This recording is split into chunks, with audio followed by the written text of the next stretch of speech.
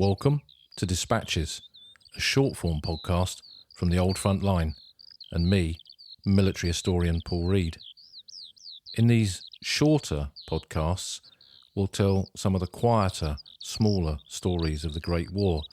We'll share books, look at original documents, and take dispatches on the road and visit locations across that landscape of the Great War. Happy New Year and welcome back to the Old Frontline podcast as we move into 2024. We started this January with some new battlefield vlogs, short videos on our YouTube channel. And these are films that I made last February during a very bright but crisp and cold end to the winter. And I was lucky to be staying on the battlefields at Hoog and walked up in the ground around it on the Bellewaerde Ridge and Railway Wood and up towards Frasenburg, and recorded some films with some new filming kit. And finally, all these months later, I've actually been able to edit them and release them. And there'll be a little trilogy of those films going out over the course of these weeks, which I hope you've found of interest. And if you've not had a chance to check out the Old Frontline YouTube channel, then there's links to it on the podcast website. As the podcast approaches its 5th year, and I have to kind of keep pinching myself thinking about that, we've got quite a few different layers to it now, and dispatches like this are proving very popular. I'm amazed at the kind of reaction, the number of downloads that we've had, and positive comments, people liking these shorter podcasts. But I found when I began to release them towards the end of November in the lead up to Christmas, with 2 podcasts going out every week, I think that might have been perhaps a little bit too much for people. So what I'm going to try out over the next couple of months as we move into this new year is to do 2 main podcasts, longer podcasts a month, and at least 2 dispatches. So one week it'll be a dispatch, the following week a longer podcast, and so on. And then if I'm out and about and doing stuff and get a chance to record some more dispatches while out on the ground, you might get a bonus episode or 2 thrown in. So hopefully this doesn't become too overwhelming. And I'm hoping as well this year that there will be more of these video blogs, these vlogs that you can watch, which kind of adds another dimension to what we do with the Old Front Line. A few people have asked about the name Dispatches for these shorter podcasts, and in fact the spelling of it, Dispatches with an E rather than an I. And what I've used there is the contemporary spelling of dispatches as used in the Great War. When soldiers were mentioned in dispatches, it was spelt with an E. There was a lot of these different spellings of phraseology and military ranks and so on at that time compared to now. Sergeant is another example of that, which was then spelt with a J rather than a G. So when it came to choosing a name for these shorter podcasts, I thought Dispatches, spelt with an E as per the period of the Great War, was an appropriate one. So it was a deliberate choice. But returning to this week's Dispatches, one of the great things about this shorter podcast is that we can tell some of the smaller stories, as it were, of the Great War. And hopefully that'll help us to see the bigger picture too. I often talk about the whole subject being this vast jigsaw that we perhaps never get all the pieces to, but there's an incredible journey to be made trying to assemble those pieces and put them together to achieve a level of understanding. So with this Dispatches, Tales of Tyne Cot, we're looking at Tyne Cot Cemetery. And what tales have we got to tell here? Now this idea for this podcast came about through cemetery registers of the Great War, these grey covered books, which I think I'll probably do a separate Dispatches on about their history further down the line, but I've been collecting these for many, many years. And these registers, both of the cemeteries and the memorials to the missing, were published by the Imperial War Graves Commission after the war, so that the families of those who were buried or commemorated, there was a publication in which their loved one was listed, for the cemeteries showing their details and where they were buried, which plot, which row, which grave, and then for the memorials, an entry for them, and then in the introduction to the memorials, details of what panel they would be on of that particular memorial. So when we think of the Arras Memorial and Tyne Cot and Chapval, they all had registers and introductions, and every cemetery had the same. Well over 2,000 cemeteries in Belgium and France with these published registers. Not necessarily one register per cemetery. So for some of the smaller ones, they were grouped together in a particular register, and for the larger ones, they often had multiple parts to cover all of the names, cemeteries like Étaples or Saint-Sever at Rouen. These registers, aside from the details of the soldiers commemorated at the cemeteries or memorials, also contain historical information and the history and background of that cemetery or memorial. And you might say, well, so what? Because all this stuff is online now. We can just go on the Commonwealth War Graves Commission website and we can find it there. But what I've discovered is over the years, a lot of this information has been kind of cut down, shortened down, and simplified in some cases, with, in a lot of recent years, new information being added as well. Some of it I often wonder where it came from. I remember seeing a description of the Indian memorial at Neuve-Chapelle with the battle damage on it, and the information panel, the new information claimed that it was caused in the heavy fighting there in September of 1944. But there wasn't any heavy fighting in that area in September 1944. It was the Great Swan, the British advance that swept through there. British and Commonwealth and Polish forces fought their way through that part of northern France. There were one or two occasions in which they bumped the Germans, but it wasn't kind of big battles. The big battles in that area were 4 years before, in the retreat to Dunkirk, the Blitzkrieg. And I once took a veteran to that cemetery who had witnessed the bombing of the crossroads in front of it and the subsequent damage to the memorial. Now, this is not a criticism of the Commission in any shape or form, because new information does emerge and it's all part of the greater historical kind of connection. But what it means is there is a value, I think, to these original cemetery registers in terms of their historic information, the history that is contained in their pages, which is why I seek them out and have been seeking them out for a long time.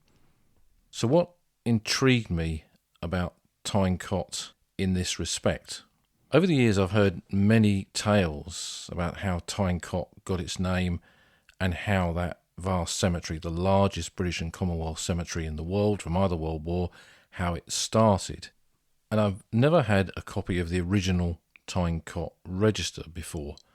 And when it came to writing about this cemetery for my own books, Walking the Salient, the first edition, and subsequently the new one, Walking Ypres, I used, instead of the register, as I didn't have one, didn't have access to one at that stage, I used my own research that I'd done on this particular site to formulate a kind of picture of how the cemetery evolved and what that site was about. But in recent years, as I've spent a lot of time obviously on the battlefields taking groups around, you see other groups and small groups of people visiting these sites being led by a battlefield guide. And it's always interesting to see how others interpret those sites compared to how you would do it. That's kind of how you learn in some respects. So I'm always interested from a professional point of view and being passionate about the history of the Great War to see how others present it. And I've heard some quite interesting kind of comments really about Tyne Cot. Tyne Cot, the name, for many years it was thought there was some kind of connection to Northumberland, to Tyneside, with units of the Northumberland Fusiliers or the Durham Line Infantry naming cottages on the ridge where the cemetery sits now, and the original farm buildings that were there, naming them after cottages in Tyneside. What we know now is that actually it was probably just a random name. If you look at the kind of wider map square that it's in, they picked letters of the alphabet and they named the key features after that letter, in this case the letter T, and they named them after rivers. So just down the road there is a position called Thames. So Tyne in this case was really something randomly selected by a staff officer compiling trench map names when this position was way behind the German line. So you hear a lot of kind of guide discussion about that, and then guide discussion as to how that original set of graves came into being. And one of the things I started to hear quite a lot was how Tyne Cot was a medical cemetery, that it was the site of a field hospital, as I once heard, and then the common phrase I began to hear was that it was once an advanced dressing station.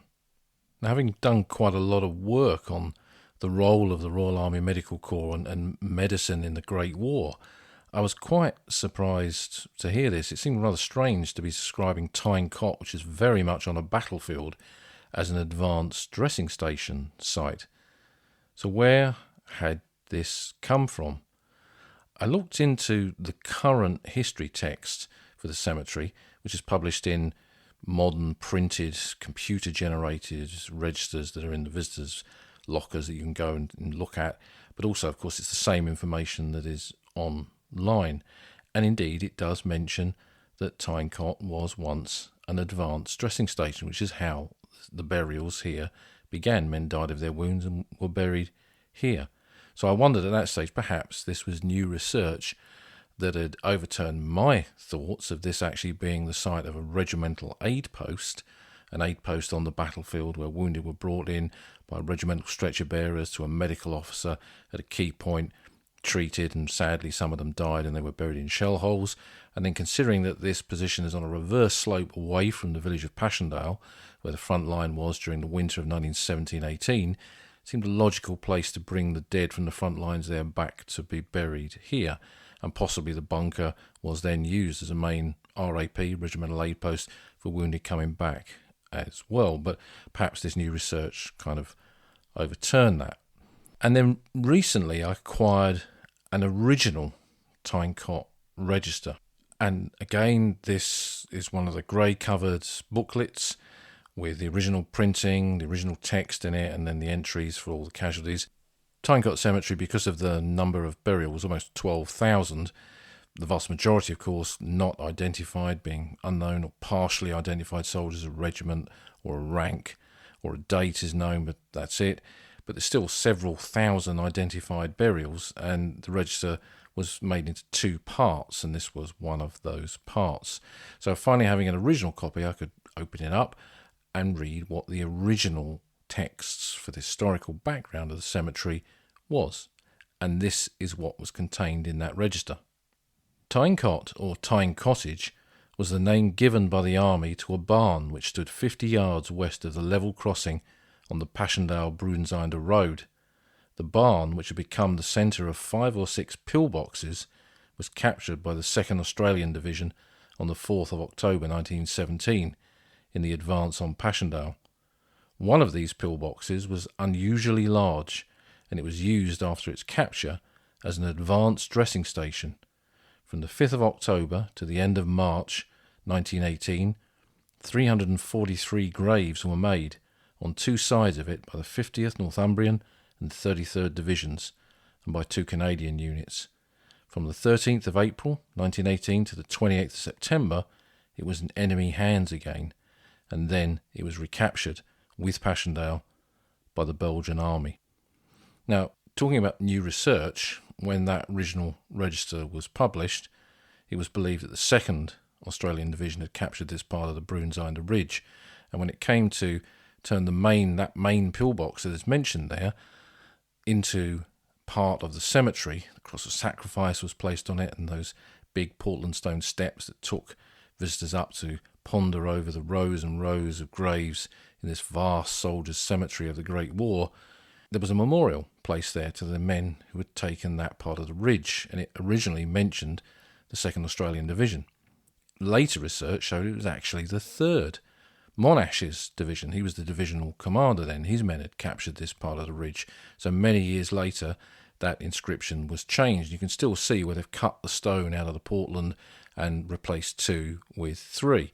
So, like many aspects of the Great War, there is ongoing research. But here it was clear that from the very beginning, from this original register published in the 1920s, they were describing Tyne Cot as an advanced dressing station. But what is an advanced dressing station? Well, we've talked a lot about the kind of medical side of the Great War from a British and Commonwealth perspective.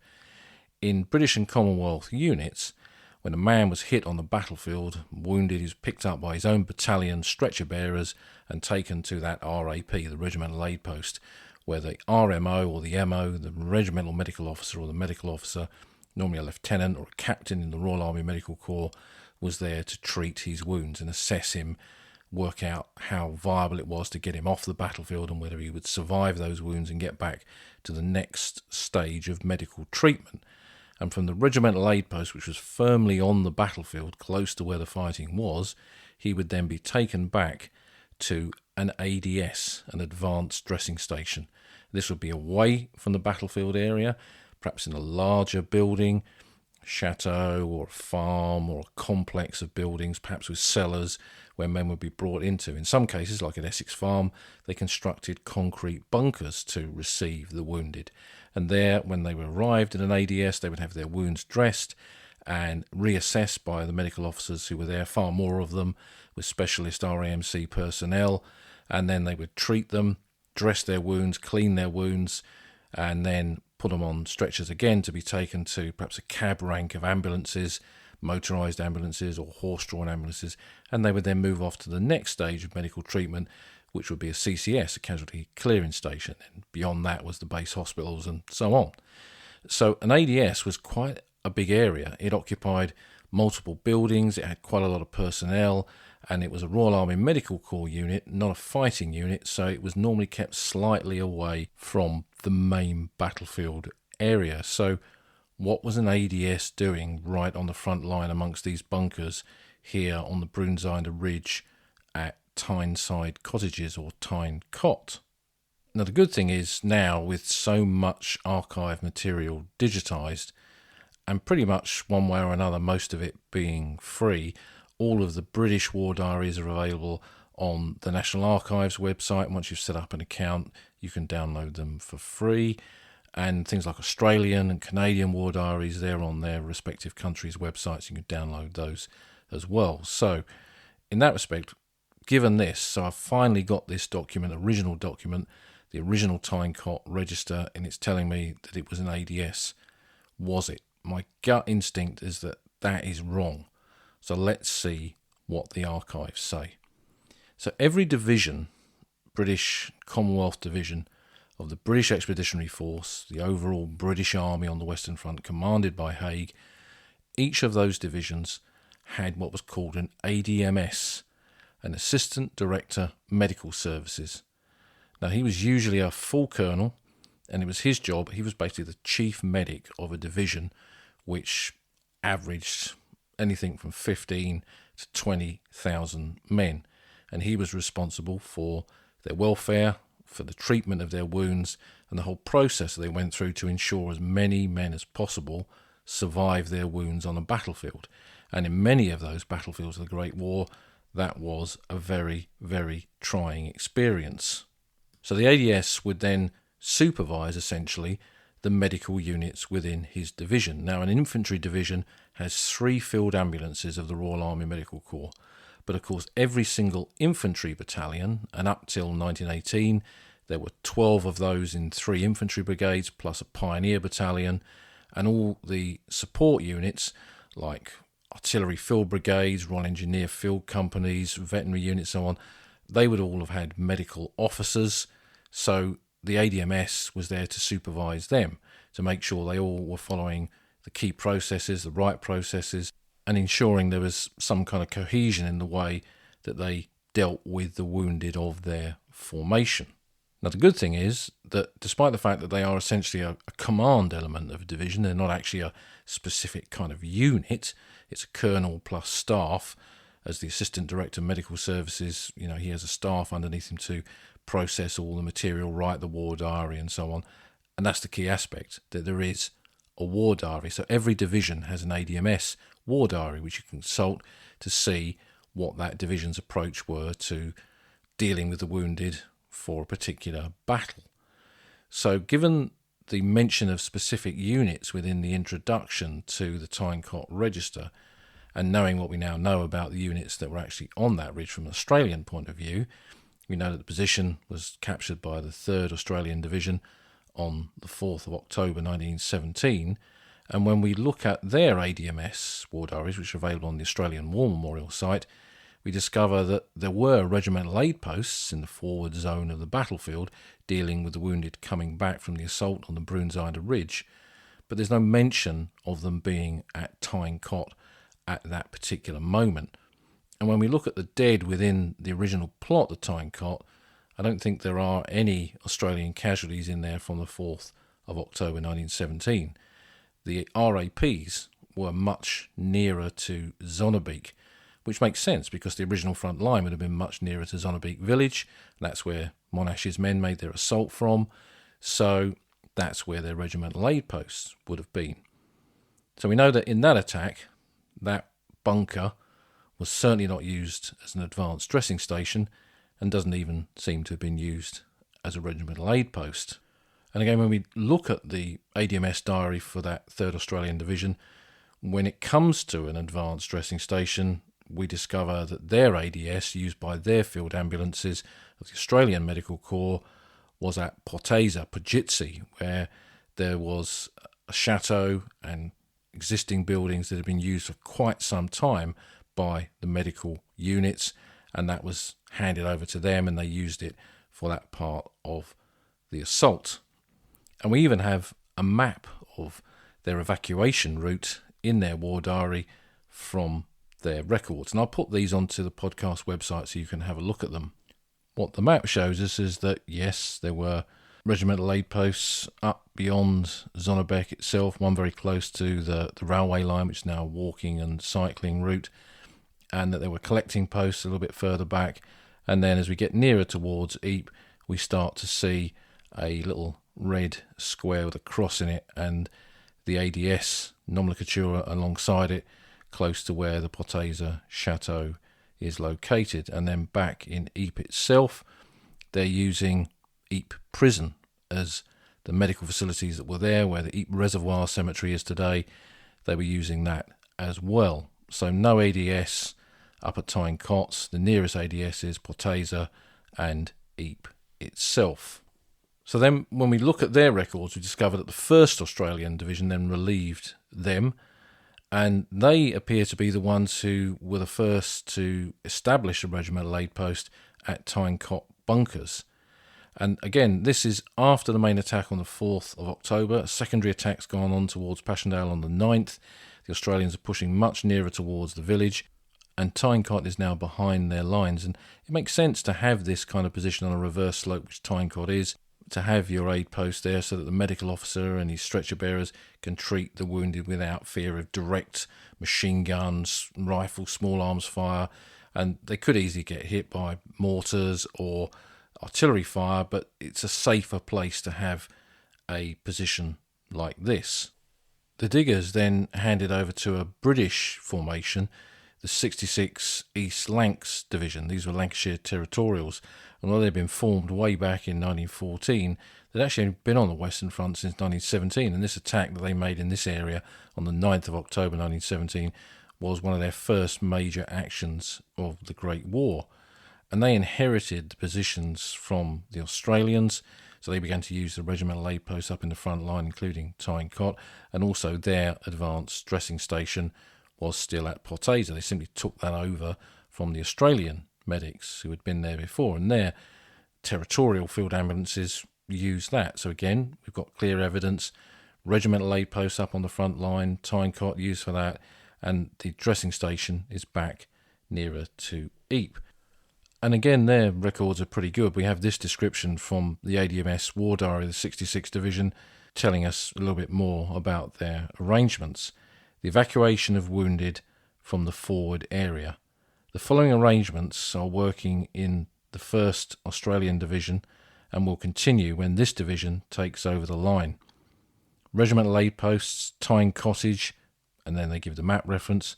The wounded collected here will be taken down by a track along the north side of the railway to the regimental aid post in Zonnebeek. Relay posts will then take them, and the wounded will be carried to a point further back, whence they will be transferred by Ford ambulance cars to a point nearer to Ypres, and thence by Daimler ambulance cars to the advanced dressing station in Ypres. And again, there's a nice little map in there detailing how those arrangements worked. They were then relieved by the 50th Northumbrian Division, a division that had been fighting at Ypres since 1915, since the Second Battle of Ypres, the first use of poison gas. They'd been in and out of the line in what was the Ypres salient for quite a lot of time, particularly in 1916, for example. And their ADMS war diary gives similar medical arrangements. There's a lot of appendices in these diaries that list the details of where the different medical posts were located. And we see the continuation of the same approach to the evacuation of the wounded. Regimental aid post at Tyne Cot, they had a bearer post there and nearby at Levi cottages. And then as you work your way down, you come to the advanced dressing station, which in this case was at Frost House, which was a position, shattered farm buildings on the Frasenberg Ridge. And then the final piece of the divisional jigsaw, the unit that was mentioned in the Tyne Cot Cemetery Register, the 33rd Division, they then take over from the 50th, from the Northumbrians. Graham Seaton Hutchison, who was there with the Machine Gun Corps, writes about that in his memoirs. He was there close to the Tyne Cot bunkers with his machine guns, and there are pictures of Hutchie and his guns in that area around Tyne Cot. But the 33rd Division Assistant Director of Medical Services diary also shows that they pretty much use the same arrangements, with the regimental aid post being at Tyne Cot, then relay posts back at Zonnebeek, and then the advanced dressing station being back at Ypres itself or close by. So what we see time and time again is exactly the same process over this key period from the capture of the Ridge in October 1917 through to the winter of 1917-18, when all these units passing through one after the other, they're all using the same process. Forward zone of the battlefield where the frontline positions are, regimental aid post at Tyne Cot. Relay posts behind that, route back for the wounded, and then dressing stations, advanced dressing stations at places, farms closer to Ypres, chateaux like Poteza, or the prison and other buildings within Ypres itself. And what we find then, from going back to the original record, is that there was never an advanced dressing station at Tyne Cot, always a regimental aid post. So what we discover is that original register was wrong. There was a committee formed to write those introductions to the registers with historical information in them, and they did a pretty good job. There's some amazing bits of info as you work your way through there at those registers. That's what they're really useful for, kind of unpicking the kind of micro detail. And they use quite a lot of records to do this, including war diaries. But for some reason with this, they got it wrong. Whether they listened to some old soldiers' stamina stories when they went out to the battlefields and visited some of these sites, I don't know. But whatever, they got it wrong. And this idea that it was some kind of major medical facility there on the ridge really misunderstands the whole way wounded were treated on a battlefield and the purpose of institutions like the regimental aid post, the dressing station, the casualty clearing station, and so on. And of course, this is only a footnote in the history of the Great War in Flanders, but I think it's an important one given Tyne Cot's position as the largest Commonwealth war cemetery from either World War. For some reason, this idea that it was an advanced dressing station site has persisted and resulted in some pretty poor history being relayed in books and indeed on the ground. Hopefully, that might change. It shows us, though, that no matter how many times we tramp those battlefields, no matter how many books and websites and podcasts are published, each time we seem to find something new, a new piece of that jigsaw, and we find with it a deeper understanding of those pathways of the Great War, enhancing our very understanding of that old front line.